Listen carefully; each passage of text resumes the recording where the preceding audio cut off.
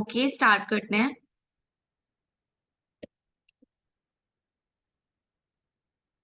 हाँ जी, international business चल रहा है हमारा। ठीक है, जिसके हमने 10 चैप्टर कंप्लीट कर लिए हुए हैं।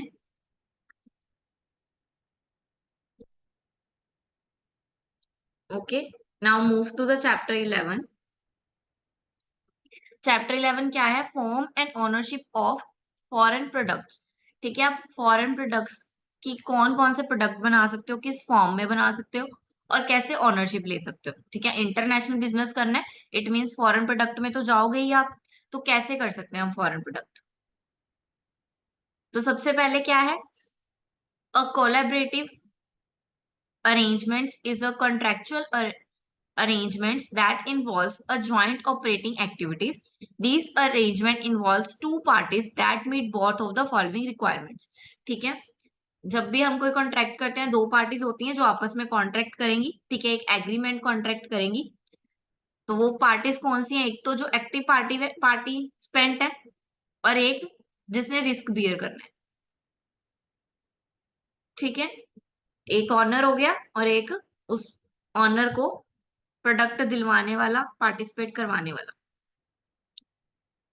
ठीक है, like factor affecting operating modes in international business. International business में ऑपरेटिंग मोड्स जो होते हैं, कौन से फैक्टर हमें इफेक्ट करते हैं? दो मेन फैक्टर है जो इफेक्ट करते हैं, that is physical and social factor.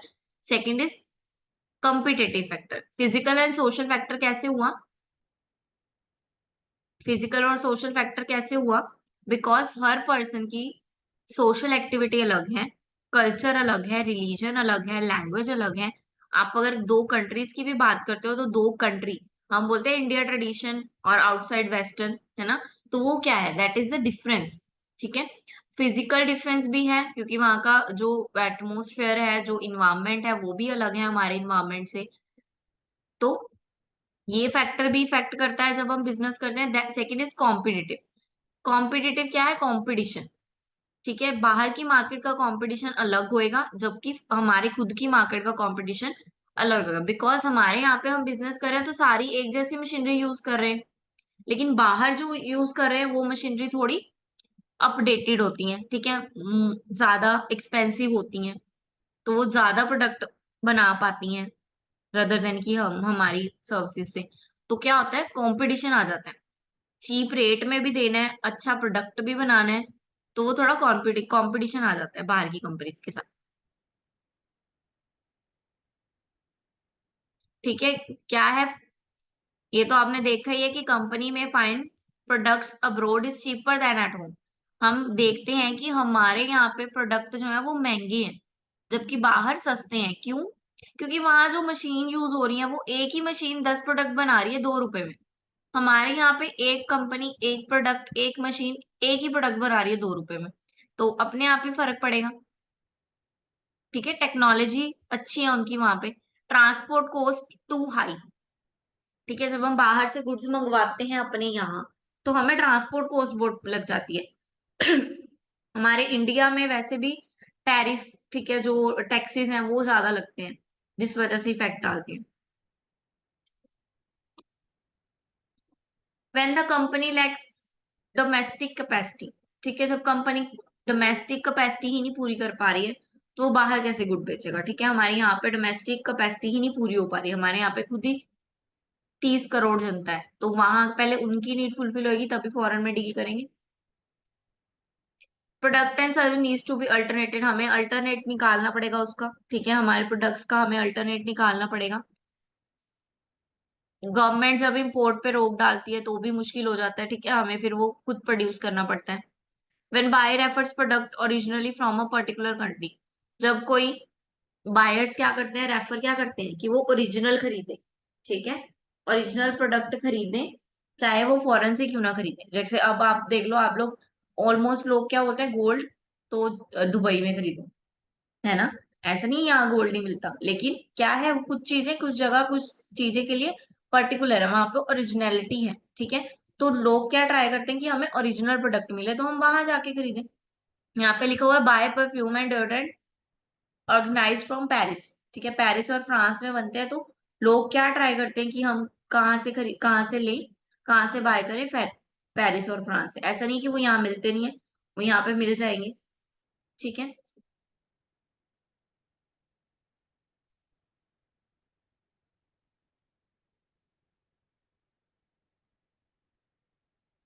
Motives क्या होता है कोलैबोरेशन एग्रीमेंट्स का? ठीक है, जो कोलैब करते हैं आपस में मिलके परचेज सेल्स करना चाहते हैं, उनका मोटिव क्या होता है? मोटिव क्या होता है? इंटरनेशनल बिजनेस का क्या होता है कि सेल्स एक्सपैंड करनी है, हमें अपनी सेल्स बढ़ानी है। ठीक है। रिसोर्सेज एक्विजिशन, यानी कि जो रिसोर्सेज मान लो इंडिया में है, आप इंडिया और यूके की बात करो कि इंडिया में हमारे पास लेबर बहुत ज्यादा है ना? यूके में कैपिटल बहुत ज्यादा, उनको रिसोर्स, उनको लेबर चाहिए, हमको कैपिटल चाहिए। तो क्या कर देते हैं आपस में रिसोर्स एक्विजिशन कर देते हैं, आप हमारी लेबर ले जाओ, काम करवा लो, आप अपनी कैपिटल हमारे इंडिया में लगा लो, यहाँ पे कैपिटल लगा लो। ठीक है। रिस्क मिनिमम, रिस्क कम हो जाता है, दो पार्टीज हैं तो रिस्क भी अब दो पार्टीज में डिवाइड होगा। पहले क्या था, एक पार्टी का रिस्क होना था। ठीक है। कोलैबोरेशन के लिए मोटिव क्या होता है? वो जनरल मोटिव क्या होता है? एक तो रिड्यूस कॉस्ट को रिड्यूस करना। ठीक है। कॉम्पिटिटिव को स्पेशलाइज करना। ठीक है, यानी कि कंपटीशन मार्केट में उतर रहे हैं, अब दो लोग उतरेंगे, अगर फॉरेन के साथ आप उतरोगे तो आपका कंपटीशन अपने आप ही कम हो जाएगा, क्योंकि जो फॉरेन में रहता है वो वहां की मार्केट को जानता होगा। ठीक है। देन अवॉइड होगा कंपटीशन ज्यादा। ठीक है। सिक्योरिटी मिलेगी, थोड़ी सिक्योर हो जाओगे आप थोड़े। ठीक है। आपको लर्निंग मिलेगा, अदर कंपनीज को आपको सीखने को मिलेगा। ठीक है।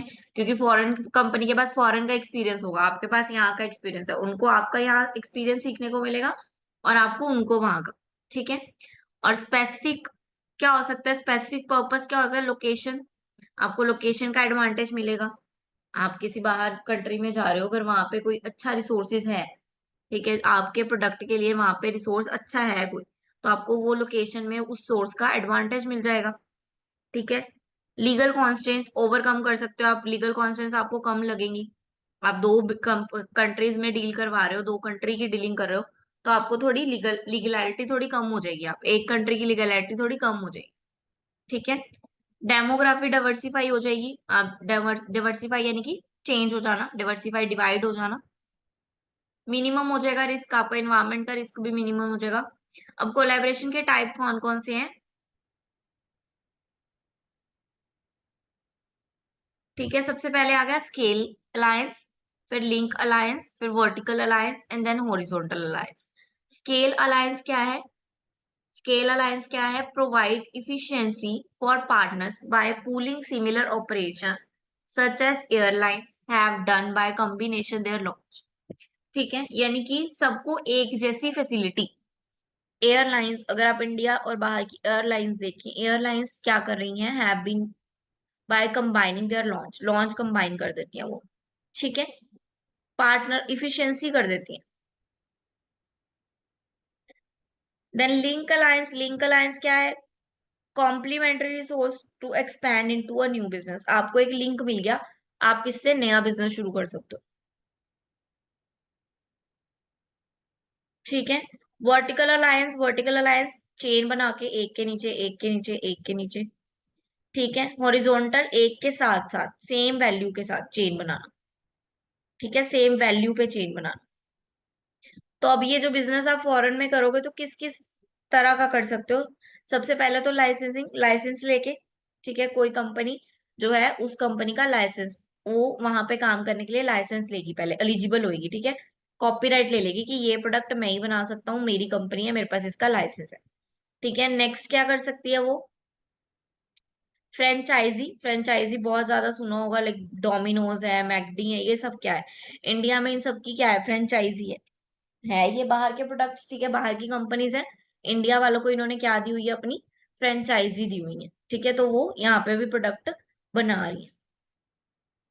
फ्रेंचाइजी लेके आप काम कर सकते हो।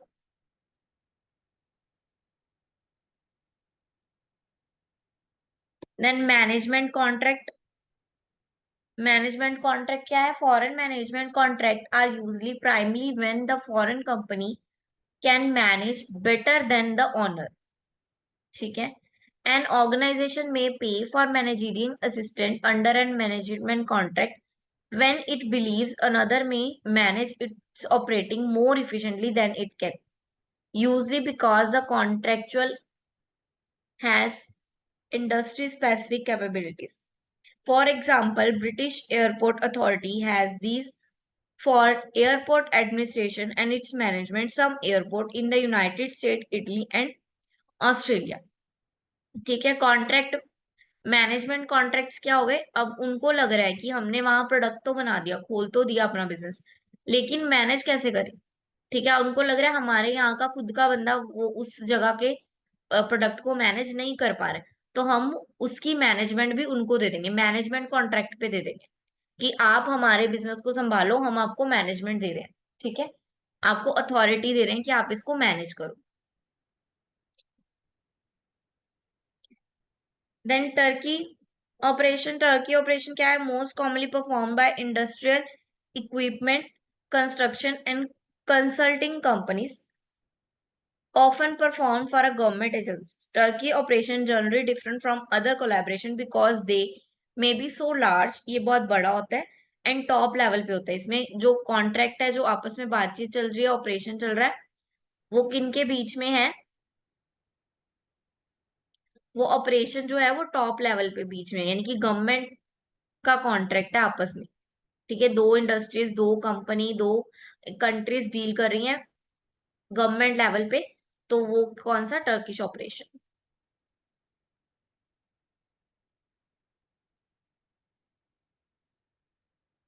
ठीक है, एग्जाम्पल दिया हुआ है, इन अगस्त 2020 Tata projects complete 110 kilometre transmission line project in Thailand. Thailand में उन्होंने प्रोजेक्ट किया और इस प्रोजेक्ट के लिए गवर्नमेंट इन्वॉल्व हुई हुई थी। ठीक है, या कि हमारे यहाँ पे मेट्रो बनवाई है, ठीक है, टर्की वालों ने जिन्होंने भी बनवाई है, तो उनसे क्या हुआ, उन्होंने भी क्या लिया, एज अ प्रोजेक्ट लिया, तो ये टर्की ऑपरेशन था। ज्वाइंट वेंचर में क्या है, दो कंपनी आपस में ज्वाइन होकर एक नई कंपनी बना रही है। ठीक है, फॉरेन और यहाँ दोनों, जैसे मारुति और सुजुकी, दो कंपनियां थी, दोनों ने मिलकर मारुति सुजुकी बना ली। ठीक है, तो इसमें क्या कर रहे हैं, वो ज्वाइंट वेंचर कर रहे हैं।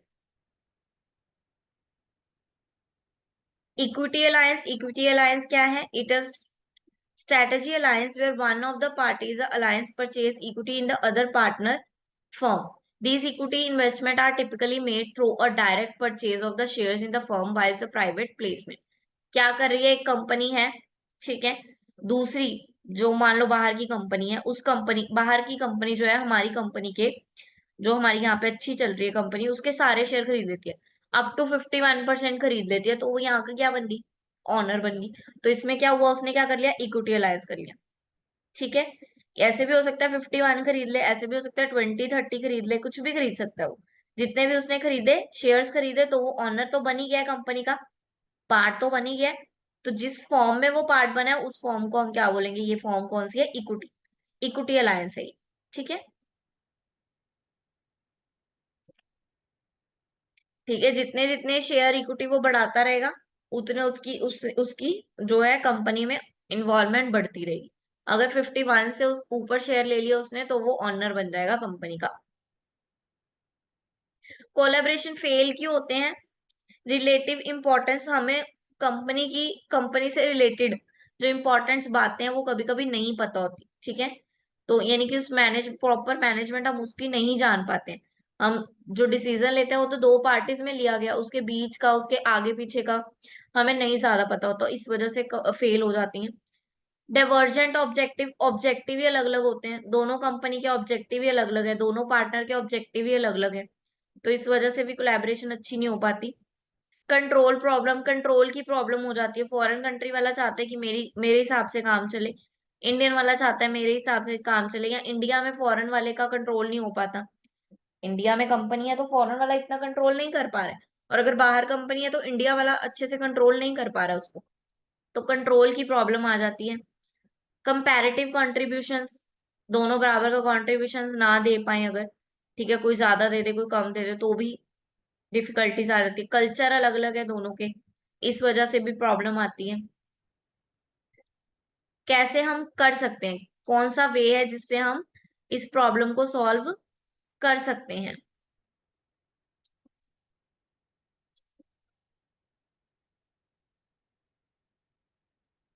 ये सारे वे हैं, फिटिंग करो, कंपनी के मोड्स में फिट हो जाओ खुद, फाइंड करो पार्टनर जो है आपका, उसको इवेल्युएट करो, नेगोशिएट करो एग्रीमेंट को, जैसा है वैसा ही नहीं मांग लो, नेगोशिएट करो अगर आप प्रॉपर नहीं दे पा रहे हो और टोटल अमाउंट।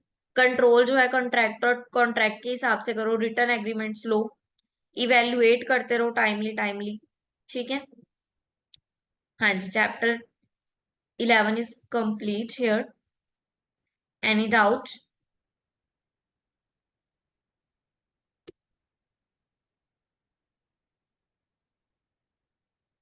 हाँ जी, दोनों में से किसी को कोई डाउट है किसी पॉइंट पे?